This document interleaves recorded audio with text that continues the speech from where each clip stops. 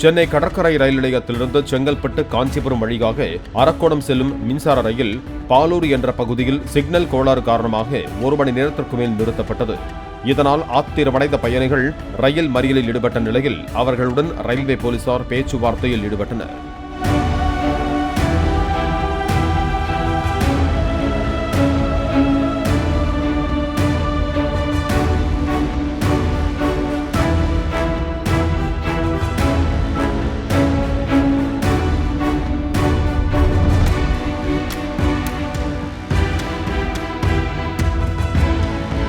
Play store மற்றும் app ஸ்டோரில் இருந்து பாலிமர் செயலியை QR கோடு மூலம் பதிவிறக்கம் செய்யுங்கள்.